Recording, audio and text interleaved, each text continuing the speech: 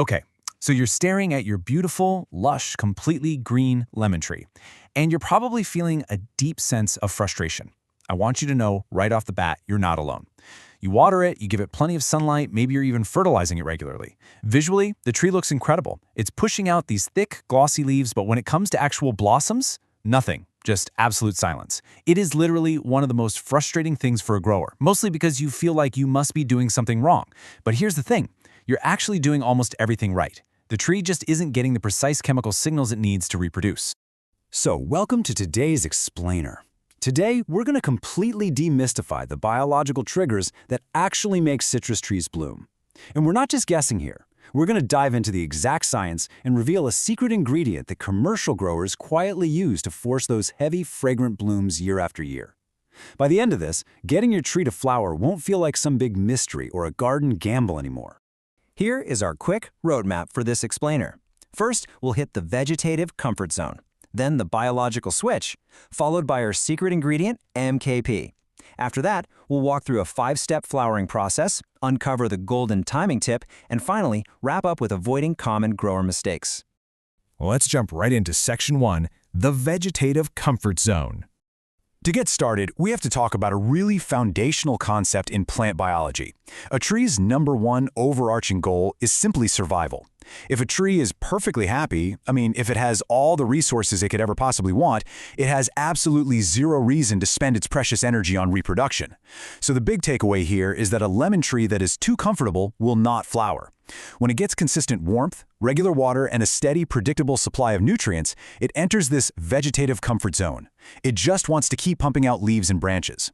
By giving the tree exactly what it wants all year round, the same watering schedule in the summer as the winter, the exact same fertilizer, we actually accidentally lock our trees into this endless cycle of leaf production. Out in nature, these trees evolve to face changing seasons, droughts, nutrient dips. When conditions get just a little bit tough, the survival instinct kicks in, and the tree basically says, uh-oh, I need to make seeds right now while I still can. That brings us to Section 2, the biological switch.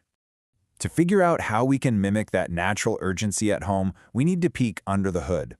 Inside your tree's branches, there's this intense, hidden hormonal battle happening every single day. Over on the left side of our slide, we've got cytokinin activity. This is the hormone driving cell division. It's what pushes out all those new leaves and branches. And it absolutely loves nitrogen. Nitrogen is its main fuel. Now on the right side, we have florigen. That is our flowering signal, and it gets triggered by environmental stress cues and, super importantly, phosphorus availability. So it's a constant tug of war. To get flowers, florigen literally has to win. And for that to happen, cytokinin needs to take a back seat and phosphorus needs to step up and tell the tree, hey, it's time to form buds. So how do we tip the scales in florigen's favor? The incoming nitrogen has to temporarily drop to absolute zero. You have to completely cut off that keep growing leaves signal so the tree can finally break out of its vegetative lock. Now for Section 3, the secret ingredient, MKP. Once we drop that nitrogen to zero, we've got to provide the right replacement signal. And here is the exact compound commercial citrus orchards quietly use to fast-track this hormonal shift. It's called MKP, or monopotassium phosphate. Most home growers haven't even heard of it, but the pros rely on it heavily. Why? Because it's fully water-soluble, which makes it vastly superior to standard fertilizers. You see, standard phosphorus is usually slow release, meaning you have to wait around for soil microbes to break it down. But when you dissolve MKP in water, you bypass that whole waiting period. It delivers this incredibly rapid, clear, high-concentration spike of phosphorus and potassium right into the plant's system in a matter of days. Moving on to Section 4, the 5-step flowering process. All right, we know the science, so let's build your actual professional blueprint. Step 1 is stress prep. For 2 straight weeks, stop all nitrogen and cut your watering back by about 20 to 30%. This gentle stress paves the way. Step 2 is the soil drench. You're going to mix 3 to 5 grams of MKP per liter of water and apply that straight to the root zone. Step 3 is where things really accelerate, the foliar spray. Mix a lighter batch, just 1 to 2 grams per liter, and spray it directly onto the leaves. This brilliant 1-2 punch bypasses the roots and shoots phosphorus straight to the growing tips. Step 4 is observation. Over the next 7 to 14 days, you just want to watch for that leafy growth to finally slow down. And step 5 is post-flowering care, where you maintain potassium but keep that nitrogen very, very low until the fruit actually sets. Quick pro tip for step 3, When you're applying that foliar spray, you need to know exactly where to aim. Target the mature, dark green secondary branches. Don't waste your time on the bright green, actively growing tender tips. The magical hormonal shift we're looking for happens on the older, dormant wood. Keep a close eye on those nodes. Over a few weeks, you'll start to notice them thickening up. Just tiny, tight green bumps, maybe a millimeter or two across. That right there is your emerging bud. Section 5. The golden timing tip. Applying MKP is powerful for sure, but timing it perfectly with the tree's natural environment, that's what separates the amateurs from the absolute masters. Citrus trees have this built-in flowering trigger called a chilling requirement.